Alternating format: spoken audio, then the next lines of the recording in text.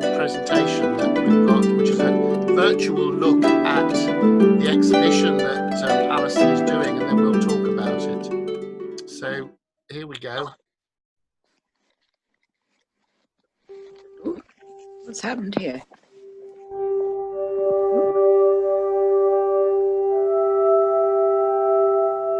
Welcome to my open studio exhibition. Our home and studios are in a converted church in the historic village of Temple, just south of Edinburgh. Temple was the headquarters of the Knights Templar in Scotland in the 14th century. Our home is the early Victorian church, which was built in 1832, across the road from the ruined church where the Templars had their settlement.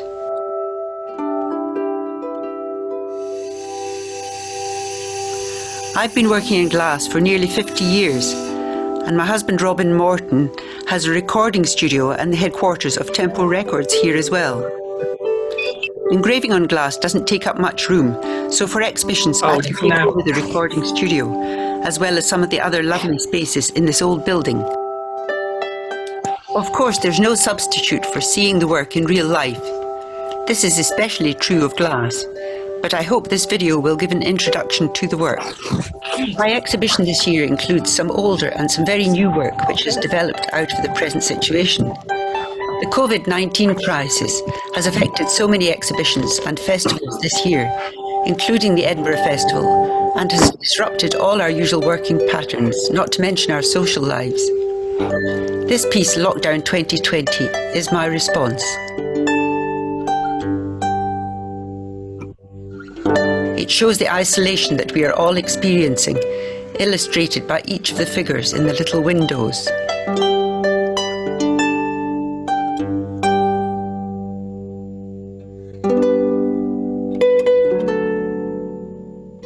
These apartment blocks have much the same theme, using the reflections and refractions in the solid blocks of optical glass.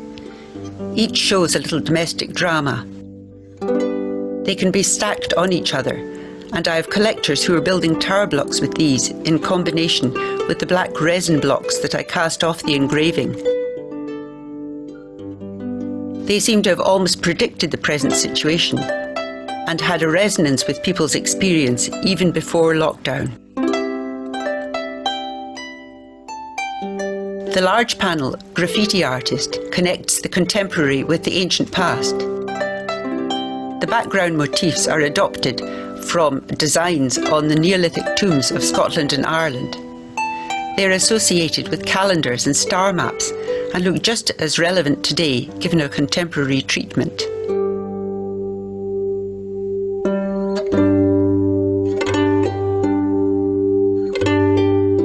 I always do a lot of drawing, and these waiting pieces were developed from sketches that I made of fellow passengers in airports, stations and at bus stops. We're all waiting for something, either literally or figuratively. My work often revolves around the human experience, but perhaps because of lockdown, I find myself focusing more on nature and the environment. These tall lit birch tree panels are set in summer, autumn and winter.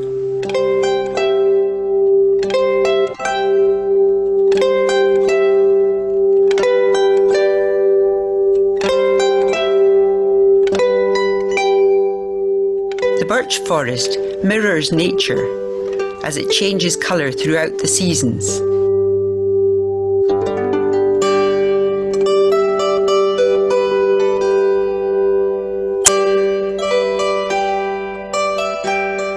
The theme of trees continues in Night Dreamer, engraved on a disc of flashed glass and set against a dark night sky.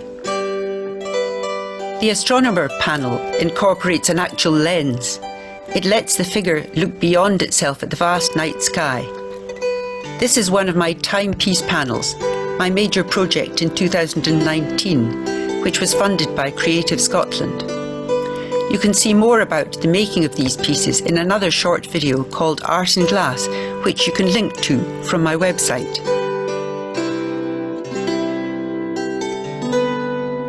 constellation carries on the celestial theme, but the image is composed of tiny bubbles trapped by fusing two layers of engraved glass together.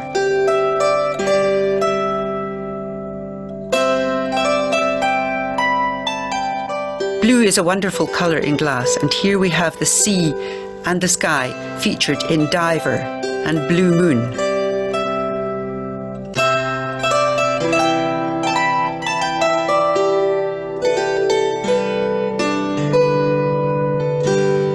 My archaeological studies often come into my pieces. This mysterious doorway with cup and ring markings, again these may have had a celestial significance, is one of my Threshold series. We are all constantly moving to another stage in life. Doorways are places of a transition. We are surrounded by doorways and constantly having to make decisions about whether to cross the thresholds and what is on the other side. It's not just in painting that there's a tradition of portrait painting. It's true of glass engraving as well. Around 2010, James Holloway, then director of the Scottish National Portrait Gallery, commissioned me to create the donor window for the gallery. It includes 13 portraits of generous patrons, which I suppose makes me one of the most represented artists in the gallery. This series of self-portraits was part of the experimental process, as I had to work out some new ways of using the glass for that project. I do a lot of drawing, and it always surprises me when people come to my shows and say, "I didn't know you could draw as well." If you can't draw it, you can't engrave it, and I usually practice on myself. My self-portraits use a range of different media. This profile was engraved on both sides of flashed glass. The enamelled portrait reads as a black and white painting, but when light shines through it, it also throws a great shadow on the background. Glass can be used as a plate to print from. You can engrave onto it, ink it up, and put it through a press. It sounds risky, but in this landscape series, you can see how many different effects are possible from one plate.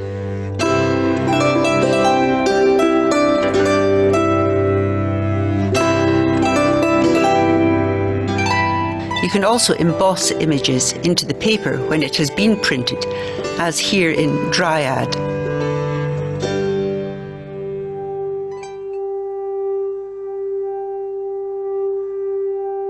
Last Dance is printed from the engraving of a lace dress.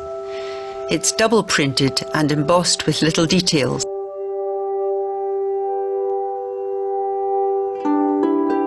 Carrying on the theme of fabric, this is a group of linen fold panels.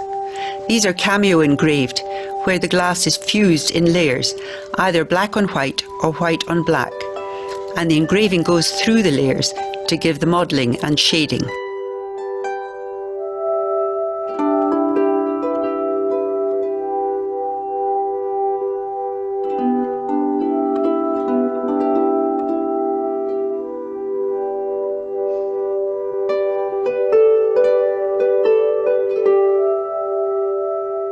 A collector recently commissioned me to create some pieces on the subject of butterflies. I always enjoy commissions because, as many of them do, including commissions from the Scottish National Portrait Gallery, they open up new possibilities. These led me to expand on the initial idea in a series of small and large butterfly pieces.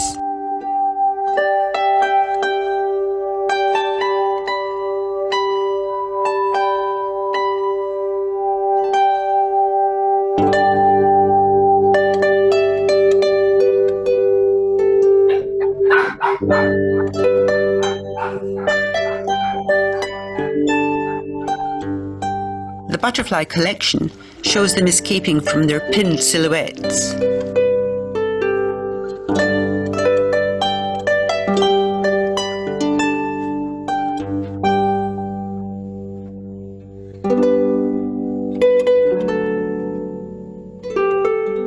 In The Singer, the butterflies represent the musician's voice.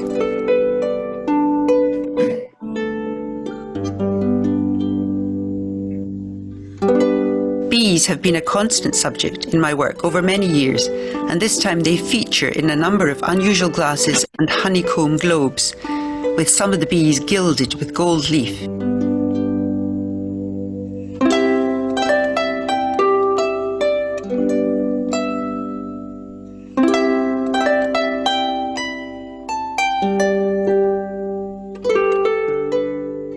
Glass never ceases to surprise me.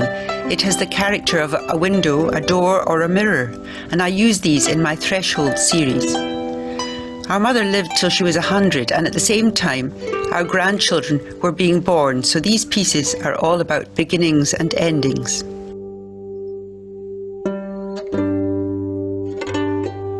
Wheel engraving is perfect for representing the surface of skin and muscle. I love to use the classic engraving technique in this way. In Echo, you can see how it is basically low relief sculpture in reverse. You obviously have to have good understanding of anatomy. On the other hand, it can be combined with sandblasting to give a looser, more painterly effect. This piece, Listener, catches the stillness of the figure frozen in time.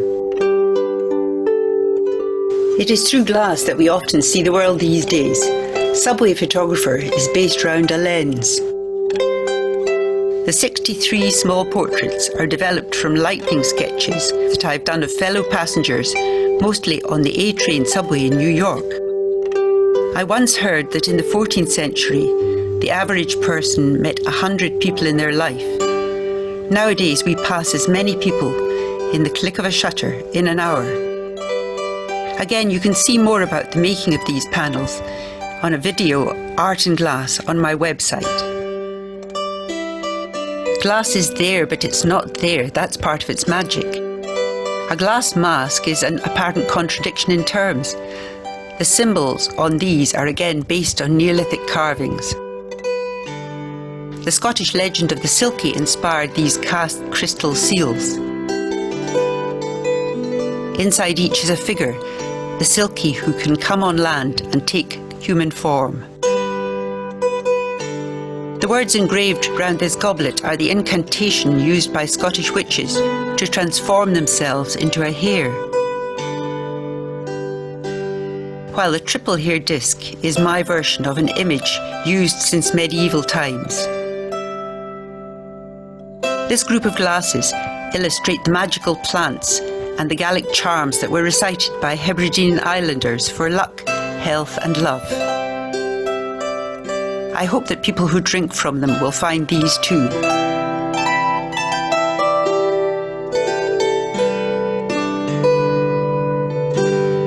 The display of soldiers is only part of a major installation entitled Unknown, which includes 60 figures. Glass seemed the ideal medium with which to represent the fragility of life in time of war. Hidden amongst them are some civilian figures, regularly officially listed as collateral damage. The inherent irony of the expression trivialises the shocking effects of war, too often ignored when it comes down to the head count. This installation, in different forms, toured around 20 National Trust for Scotland venues and cathedrals, all organised by the late and much missed Lester Borley, who used much of his boundless energy to promote the tour. It also visited museums and galleries in Scotland, Poland and Murano in Italy. The public response was very moving, especially when it was displayed in a number of cathedrals over the Remembrance period. I hope it will eventually find a permanent home or homes, as each part can be displayed separately. If you do have any suggestions, please talk to me.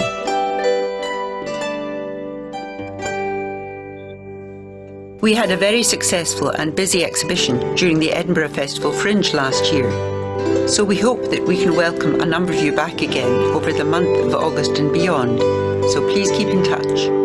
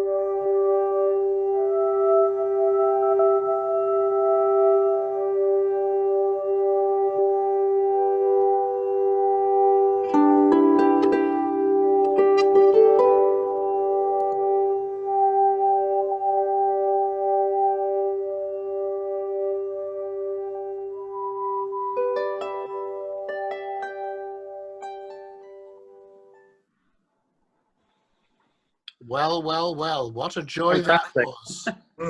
Fabulous. Absolutely fabulous. Well, I have to say there is quite a lot of glass in the exhibition, partly because I was meant to take part in 2 or 3 exhibitions earlier on this year, you know, in Sweden and the north of England and America, and of course they were all cancelled. So I have the glass in the studio and decided I might as well set it up and let everyone see it. So that's why there's a big range of pieces.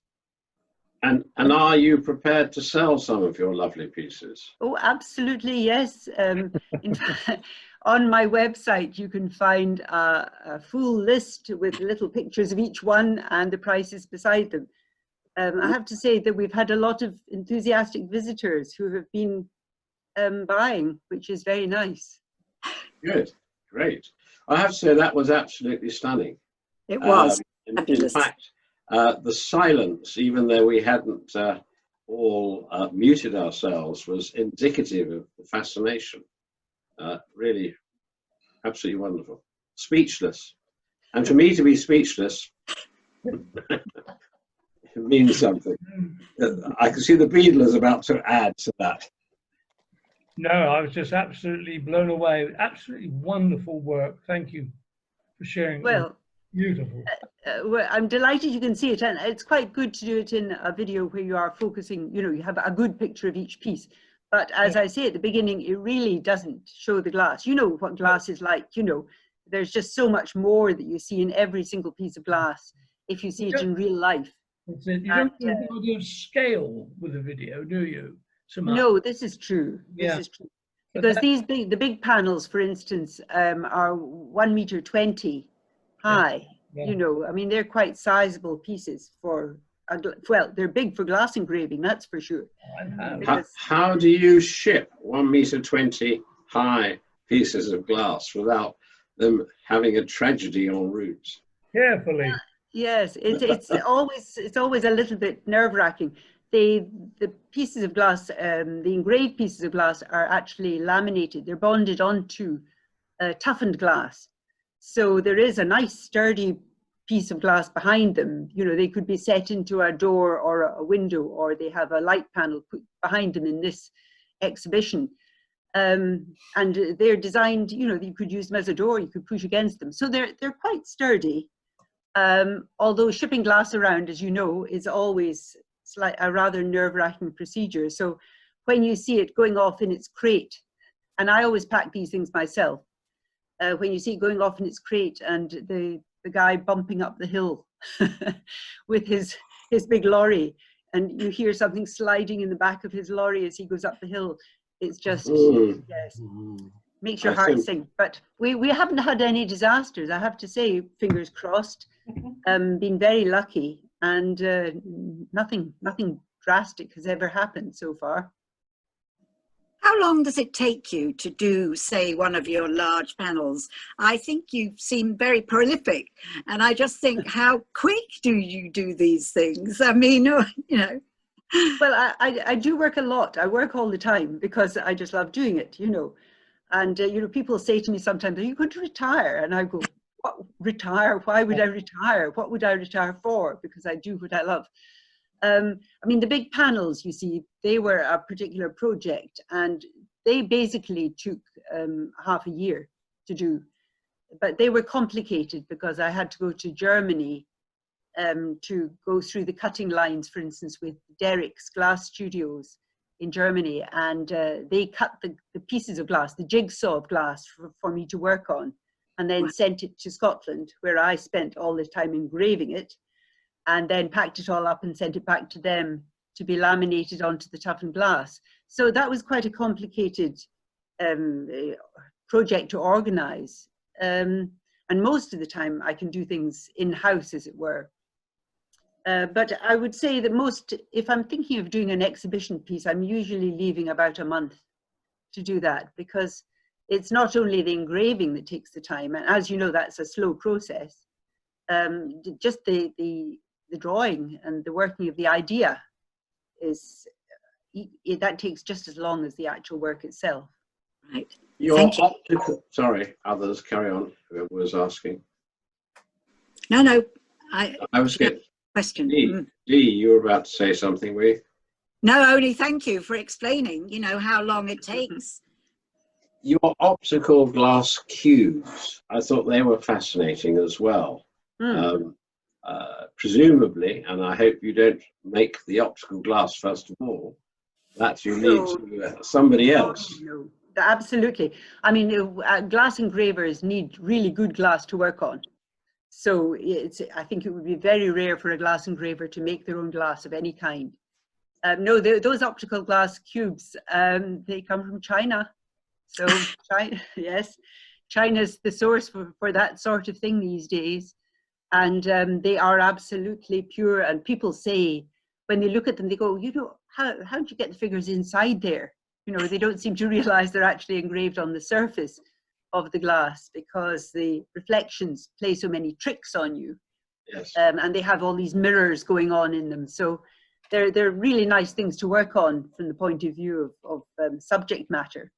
But you have to be quite simple as well with them and look at every facet, every side as you're working out the design, because it's repeated and repeated in different places on the glass. So there are 6 sides to a cube. Yeah. How many sides would you engrave? Well, normally I would engrave on 4, the side ones, not the top and bottom. But sometimes I would do something on the bottom surface as well. I've occasionally done little footprints all the way across it, for instance. You get a mirror surface if you're looking into a cube. You get a mirror surface on the bottom, and that's quite nice to play with as well. But you just as you walk around these things, you get a lot of different things happening in it, figures appearing and disappearing. So people find them quite fascinating. Yeah, I think they're gorgeous. Well, all gorgeous. So it's, in fact, mind-blowing what an engraving can achieve. I don't wish to be rude to other engravers, but you take a beautiful glass bowl and engrave it as in memory of a particular occasion. Relatively simple engraving, but what you do is just out of this world by comparison. Well, you know, glass itself is a terrific inspiration because it just has these amazing qualities in it. You know, it can be there or not there, and it can be, you can use it as a mirror, you can use it as a window, as a door. All these sort of subjects come into play when you start thinking about it. And for instance, the butterflies, they're a new development for me. I engrave them and then I paint on the engraved surface with a glass paint that is baked on, and so it's permanent, and you get this transparency, but the 3-dimensional quality as well. And people actually see photographs of them and think they're real butterflies, you know, because the glass isn't there. They're flying across the glass. So they're a perfect subject to put onto glass because they're actually floating in the air, apparently. Very clever. I quite like this one. I just found the picture of it. Oh, right. Yes, that's beautiful. Absolutely beautiful. Yeah. Well, I did two panels. The first one was actually commissioned by a person who is a poet, and he's presented a lot of woodcuts to the Yale Center for British Art in the United States, in New York State. And he asked me to do a piece for him to present. He wanted to present some glass engraving as well as some wood engraving. And so I did a head, a poet's head, with the ideas flying out of it like butterflies. And then I thought, well, actually, a singer would be exactly the same sort of idea, you know, the sweetness of the voice. I put some bees in there because singers hum as well. And so it's on the same sort of theme. But it's really nice to be able to do the engraving and then gradually paint the little butterflies as they go up, so that they start off just white engraved, frosted engraved, and then the color gradually creeps in. but it's quite exciting because you can get any colour on the same piece of glass, and they really do look like butterflies. Fine. Is that piece edge lit? No, it's not. No, these ones are designed to be shown against daylight. They're not edge lit, and actually, the edge lighting doesn't add anything to that particular technique of engraving and then painting the glass. It doesn't add anything to it, I don't think. They look much the best actually standing against daylight. So in a window is the perfect place to put the butterfly panels, because you get the changing light throughout the day. What size are those panels, Alison? The Singer one is, I'm just putting my hands up here because I'm not very good at estimating. It's about that size. And the Butterfly Collection one is larger. It's, you know, about, again, dimensions are given on, exact dimensions are given on my website if you want to look it up. But they're, you know, they're sizable for an engraver to work on. Definitely. Yes, they were actually, especially the Butterfly Collection, because it's very thick glass as well. So it's a heavy piece. The Singer is lighter. It's a thinner piece of optical glass. And Alison, before everybody gets very excited, are the pieces still available, or have you sold them already? I've sold the Singer. I thought you might have somehow. I have. The Butterfly Collection is still available, and there are some of the butterflies still available on that you can see, but they are quite popular, I have to say. They've been a very attractive purchase for a number of people who visited the exhibition. So yeah, no, I can understand that. I'm just looking at that because I have a piece of glass which is actually, it's made up of 3 panels, and they're not actually engravings, they're pictures, but the 3 panels are mounted one behind the other on a plinth. So you almost get a 3-dimensional picture with depth in it as well.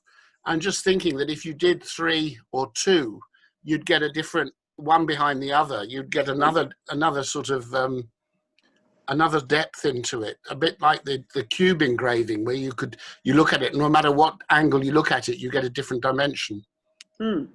I will use that one, Paul. You've just started off a new piece there. I'd love to see it if it comes off.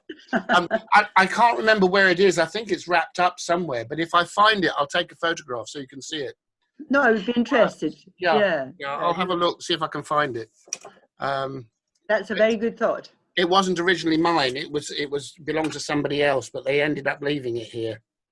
And they are no longer with us, unfortunately, so it will stay here in perpetuity. Have you any more pictures, Paul, from well, I mean, from the previous one. I mean, those panels are stunning. Let me just show you the photographs that I've got. I think most of them are in the trees, and the queen bee are not, but these that one is that one is not. That one is not. No. That one's not what? It's not in the exhibition. That was from last year. Yeah. These are the ones you sent me for the. That's right, for our last talk about talking about scale. Now that one is in the exhibition. That one is called Listener. Right. And it's a very simple figure. It's done with a combination of sandblasting and wheel engraving, and you can get a very nice loose and painterly effect that way, because wheel engraving, as you probably know, because you're using it as sculpture, it's quite a sort of tight effect, quite a tight technique to use. You feel you've got to put in every detail and be very exacting. And it's actually quite a relief in many ways to use a technique that allows you to be a bit looser and a little bit more abstract, and not put in absolutely every detail. So I use this a lot, using a very delicate sandblast to give shading, and I paint on the resist so that you get paintbrush marks in it, and it does look as if it's been painted on. And then I engrave on top of that to give the 3-dimensional quality. Amazing. So that one is edge lit. they're all in their own frames, you know, and they have Yeah. edge lighting built in. I did tell you that Max Jacquard wanted to talk to you about your edge lighting. Yes, yes, I haven't. I was hoping to see him in Germany. We were both supposed to teach together, but it has been cancelled. I'm not going. Yeah. So that's rather a shame. But so I'll have to catch up with him at some point. How big are these panels? These panels they're about 40. There's 40 centimeters high. Right. And about that width. That's what I'm kind of comfortable working on, because, you know, with wheel engraving, you can only work on a piece of glass twice as long as your spindle. So about 40 centimeters or 14 inches, something like that, is as big as I can work on comfortably. After that, it becomes really quite awkward to make the cuts that you want to make. So most of my pieces are kind of around that scale. And that one would be the same. These would be about the same. Well, that was lovely. Yes, Blue Moon it is still available, by the way. It's lovely. A piece of glass that was blown for me by David Kaplan. And it's glass that's blown with a layer of blue on one side. And so I take the blue away, I shade it away very gradually to give the figure and the effect of the planets spinning around there. I also liked your idea about the ones where you had the birth and the death. That's the doorway ones, the threshold pieces. Yes, that would be number 3 there. Number 3 there, Paul. Number 3. Yes, number 3. That would be the doorways. Did we have them numbered? Yeah, I've got it. Yes. You've got it. Yeah. And these are a combination of some of them are made of Caithness stone, these doorways, and then some of them are cast glass, so that you get different qualities from the doorways themselves. I like the contrast between glass and stone, actually. I like the opaque and the transparent. But when you're casting the glass, you get this lovely veiling going on in it as well. So I did that casting up at Northlands Glass, where I go from time to time to do symposiums. And it's been a great place of inspiration. And the stone doors were cut there as well, because they are Caithness stone. And the Caithness stone quarry just happens to be around the corner. And the guys are so helpful. They're really nice when you ask them to do something a bit strange. They're used to making large fireplaces and this sort of thing. And I go and ask them to cut me some small doorways. Yeah, a lot of your themes seem to have a great holistic feel with them. Is that something that you follow? Well, you know, I've been working for a long time. I'm getting on. I'm 70 now. And it makes you, and it makes you sort of look at your life and about what's going on around, and, you know, having children and grandchildren. It's a delight, but it's a burden, and it's a trial, and it's nerve-wracking at the same time. So, you know, you worry and you love and all the rest of it, and all these things go on in your head, and I suppose they come out in your work in different ways. I suppose, you see, the problem with glass in a way is that it's just such a beautiful medium to work in. Really, anything you do is going to look pretty, and you can get away with an awful lot in glass and be just very decorative. But I've found the challenge is to do strong work in it, something that means something to me and hopefully gets through to some other people as well. And in a way, you know, people have asked me the same thing about playing the harp, because the harp is a very pretty instrument, a very beautiful instrument. And again, it's very hard to do strong music with it, strong and meaningful playing. So the two things have kind of balanced off each other, I suppose. And it's quite nice to turn from one to the other from time to time and have a bit of a rest. And did you do much composition as well? Not an awful lot of composition, not compared with some people, but I do compose tunes, yes, particularly for special occasions and for some pieces of glass as well. You know, I've done a number of pieces of glass that have got actual themes, which are the basis for the design that's on the glass. Particularly Psalm Song, which was the first lit piece that I did. And that's based on a composition of mine, kind of thinking about the Gallic Psalm tunes, which are a response, a question and response sort of way of singing. Right. And I took my harp to the physics department of Edinburgh University and played the music. And the professor there, who happens to be an early music enthusiast, which is very convenient, he sampled my harp tune across the sound waves. Now, people normally think of sound waves as going up and down like that. But if you sample across the sound wave, you get wonderful interlacing patterns. And I used those as the basis for this large piece, this large installation called Psalm Song, which is now in the Scottish Parliament. It's in their permanent collection. So, you know, these things, one sort of strikes off the other from time to time. One of the things which is quite noticeable, going back to your beautiful glass artistry, is that a lot of your pieces which feature human beings, you deliberately leave out the facial characteristics. So it looks like a mask or not similar, not the COVID mask, but just the face without it. Yes. Is that something that, I know that you said that comes about as a result of sandblasting, but is that something that you particularly like to do with your characters? Yes, yes. I mean, it's taken me years and years and years to put facial features on any of my figures. I mean, I think it was partly because I wanted to make them more representing sort of common humanity. And once you start putting features on them, they become individuals. And I didn't really want that to be the case. It also took me years and years and years to put any clothes on them. And my mother was getting quite worried about me, I think, because I was doing all these naked people. And in fact, in the Guild of Glass Engravers, there were people making comments about my bums.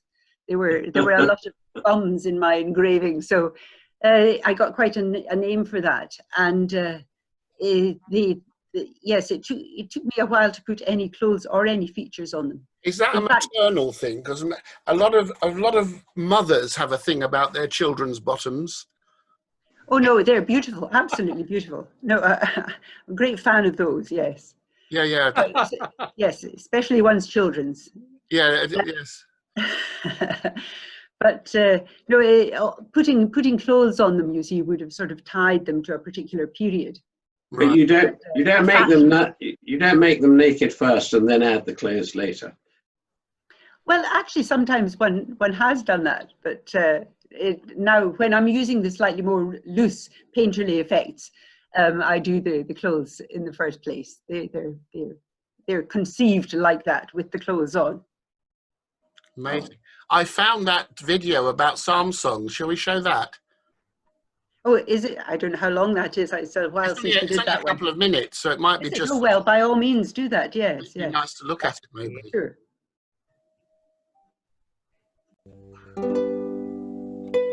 The piece is called Psalm Song because it reflects the Gaelic tradition of psalm singing, where the precentor is answered by the congregation. I perform the piece of music myself, and I actually play it on two different kinds of Scottish harps. The Highland harp, which is the clársa. It's strung with metal strings and gives a wonderful bell-like sound. And then the harp of the Lowlands, which is strung with gut. And people are more familiar with that sound. But I also play the cello as well, and so I combine that with the two harps to produce. It's an installation that integrates both glass and music, which are the two strands of my career that I wanted to bring together. And to do that, I composed a tune and then took my harp to Edinburgh University, where the physics department put it through a computer. We sampled the computer patterns across the sound waves and came up with these wonderful interlacing patterns that represent each note. So I used the notes to write out the tune and then combined that with figures and colours to suggest the emotions that I think the tune means for me when I'm playing it. I've been working as a glass engraver for many years, and usually it's quite small scale work using copper wheel engraving, which produces a wonderful three-dimensional sculptured effect. But I combined that with sandblasting, and that allowed me to be a bit more impressionistic about the way I treated the figures and the different patterns. The convention of writing out music using black and white dots on a stave is just one code, and I decided to use these interlacing patterns as the code for writing out the music, which gives a completely different feel to the thing. The figures are interlaced in it, but they really just suggest what's happening in the music, whether it's a repetitive phrase at that point or a warm phrase, which perhaps that's where the baby comes in, the mother holding the child. And further along the tune, I think that the music gets to rather a darker phase. And then, of course, at the very end, they disappear into the darkness. So it is, in a way, a kind of life and death cycle that you're going through. But then I think most art expresses that in one way or another.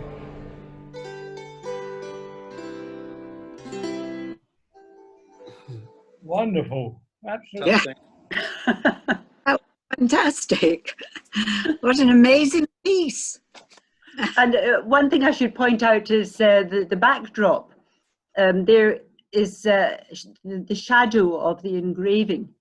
Because, you know, when I send pieces off on exhibition, sometimes they're put against a wall in a gallery, which is totally unsuitable. And it has sort of, you know, exit signs or fire hydrant notices on it.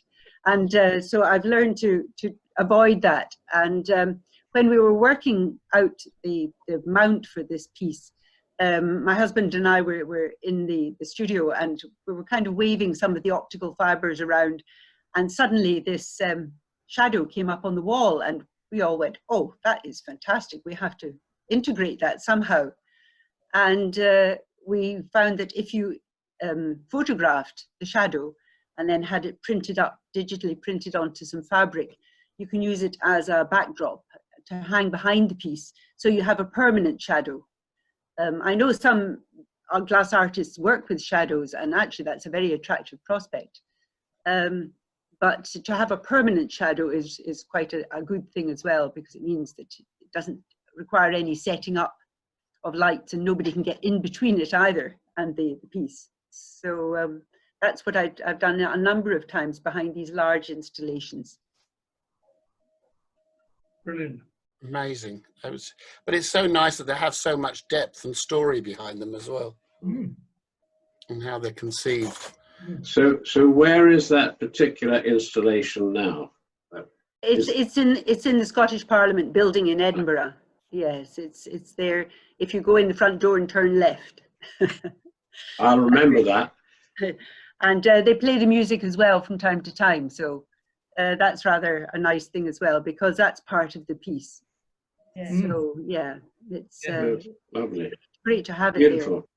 There. Yeah. You're very talented. Yeah. Your husband isn't bad either.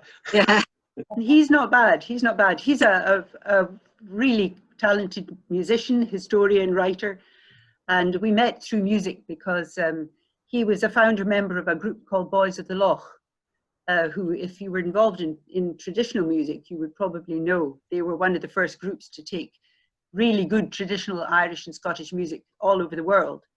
And we met actually in Shetland, of all places, to meet an Irishman. But it's, you know, the music has been a great link for both of us. And he's also got quite a lot of technical know-how about the electric side of things, which has been very useful. And also he's not shy to tell me his opinion, which is sometimes a good thing, and sometimes causes some friction. but it's well worth hearing and very worth having somebody who can give you an honest opinion.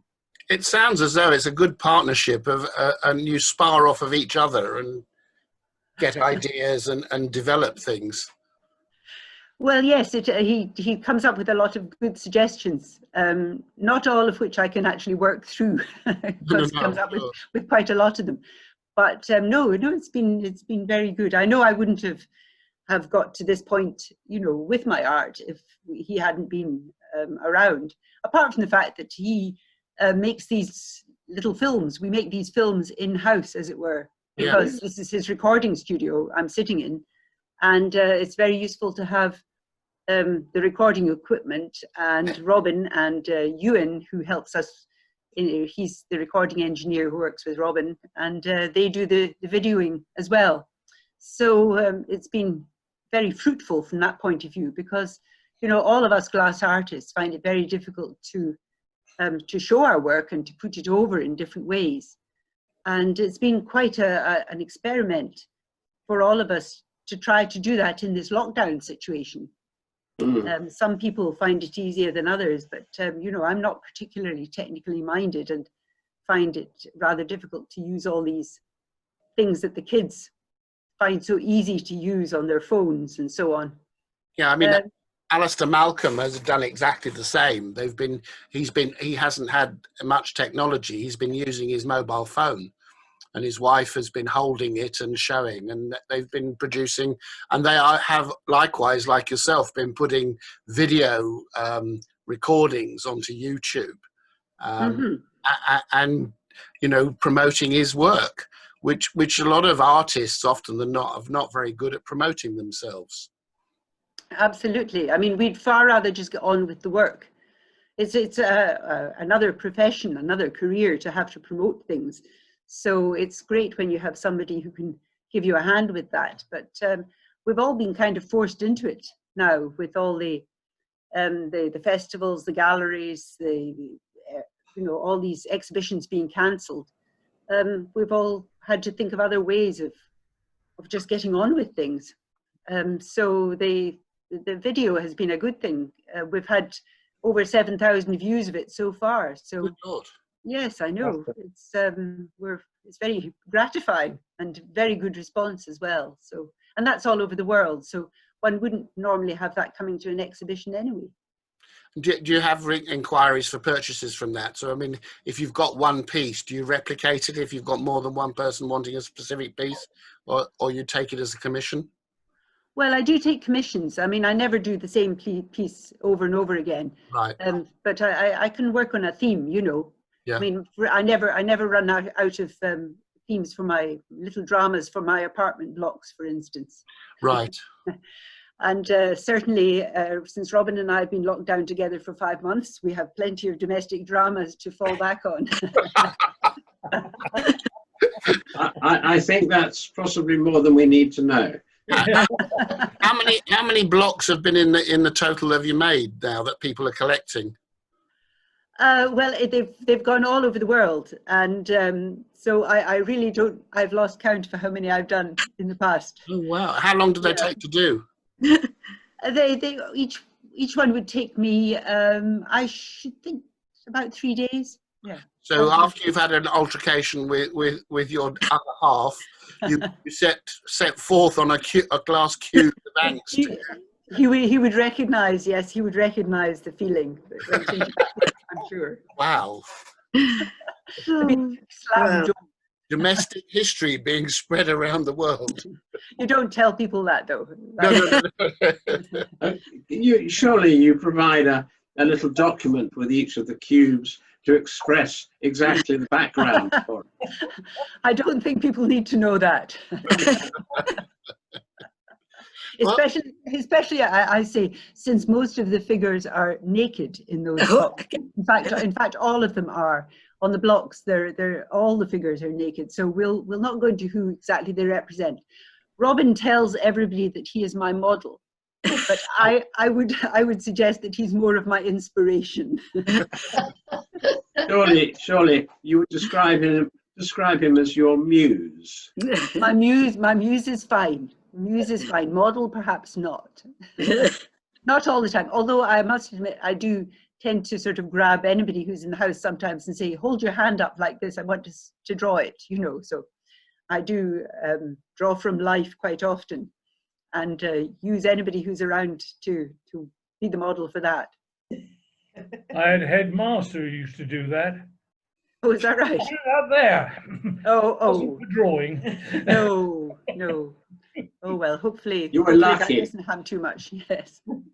You were very lucky, Tony. In my school, it was you had to bend over. Oh dear. Well, in our school, I do remember.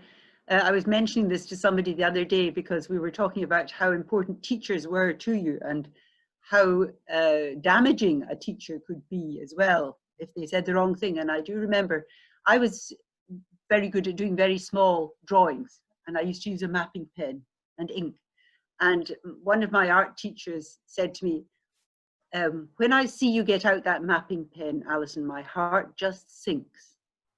She wanted me to draw big, and it wasn't my style, and she was not encouraging. However, the other two art teachers, Mr. and Mrs. Henderson, were absolutely wonderful. So I have no complaints about that. But it's amazing how just one comment will stick with you all your career, isn't it? You know, Yeah. it just brings home I'm how sure important it is. We probably to all have encourage. memories of that sort of thing. Yeah. That's right. That's And I right. have to say, you have entertained us brilliantly. Oh. I just looked at the clock and realised that that's an hour gone. And stunning. Really Bill, lovely. got a question there. Bill, are you wanting to ask something? Oh, yeah, long ago. Well, actually, there is something I'd like to ask, totally irrelevant. Alison, have you ever come across a Scottish lady composer in your music life called Geraldine Omond or Geraldine Mucha? She married the son of the Art Nouveau Czech artist, Bohemian artist called Alphonse Mucha. Oh, really? And No. in Prague. She died a couple of years ago, sadly, and she composed.